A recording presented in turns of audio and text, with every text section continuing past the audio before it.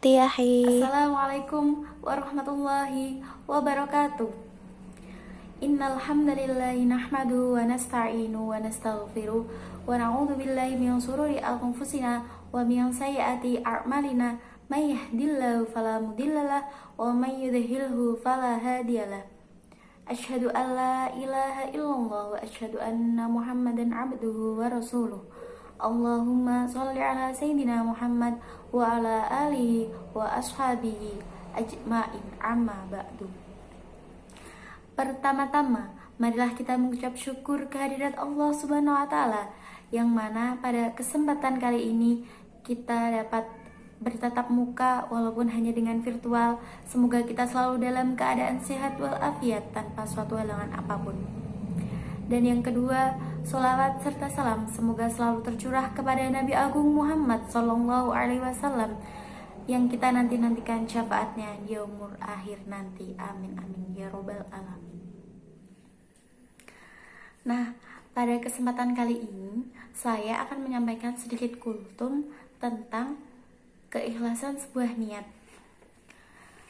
Ada sebuah hadis berbunyi, An Umar bin Al-Khattabi radhiyallahu anhu yaqulu sami'tu Rasulullah sallallahu alaihi wasallam innamal a'malu binniyat. Hadis riwayat Muslim. Nah, dari hadis tersebut dijelaskan bahwa suatu amalan itu tergantung pada niatnya. Mengapa? Karena suatu amalan apapun, baik ibadah mahdhah maupun ghairu mahdhah, itu diukur dari niat di dalam hati. Allah tidak akan menganggap suatu amalan sholat, puasa, zakat, haji kalian jika di dalam hati kalian belum ada niat untuk mengharap ridho dari Allah semata.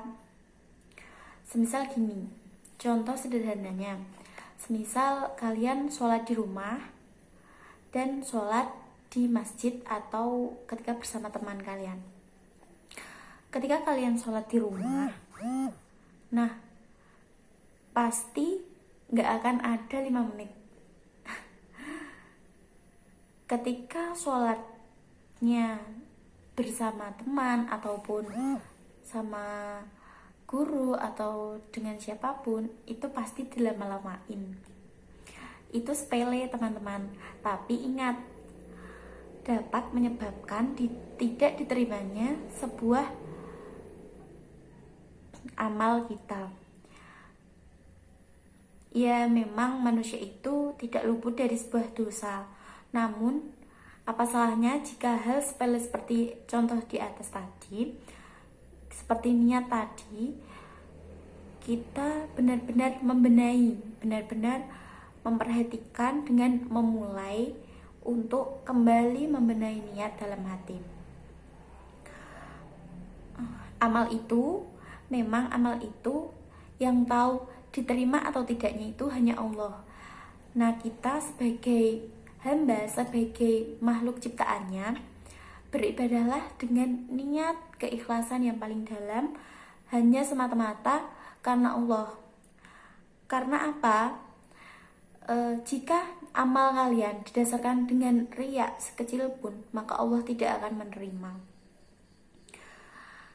Niat yang paling berkualitas itu adalah keikhlasan.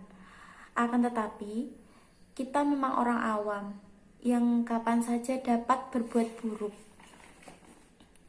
Maka keikhlasan itu menjadi tantangan terbesar kita dalam hidup untuk menghela sebuah nafsu dari sesuatu yang membuat kita riya atau pamer kepada orang.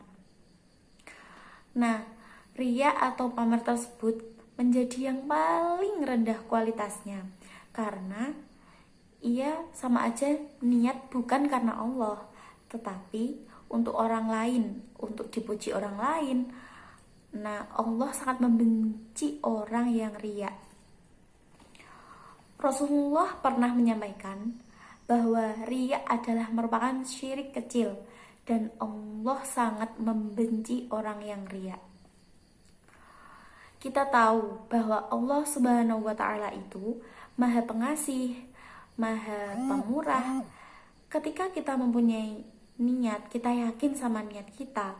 Semisal kita, ini contoh ya, semisal kita besok ingin bangun untuk sholat tahajud. Allah sudah menulis itu sebagai amal perbuatan yang baik. Betapa murahnya Allah, betapa pengasihnya Allah kepada kita. Maka janganlah sekali-kali kalian sepelekan atau lupakan sebuah niat. Kalaupun besoknya kalian itu belum bisa bangun buat tahajud, maka tetaplah semangat, tetaplah bangun niat untuk kembali niat istiqomahkan agar Allah meridhoi usaha kalian, meskipun itu baru niat. Apapun yang kita lakukan, apapun yang kita kerjakan, semua itu juga kehendak Allah. Selalu ikhlas, bersyukur atas pemberian Allah dan karunia-Nya yang diberikan kepada kita. Bila niat kita lurus, ikhlas semata-mata hanya karena Allah, insya Allah hidup kita itu akan selalu diberkahi. Mari kita bersama-sama mulai menata diri lagi, mulai menata niat lagi dari sekarang. Jauhkan niat-niat buruk, jauhkan perbuatan buruk. Ya, sedikit-sedikit insya Allah nanti kita akan selalu berpikir positif, kita akan selalu bersyukur atas nikmat.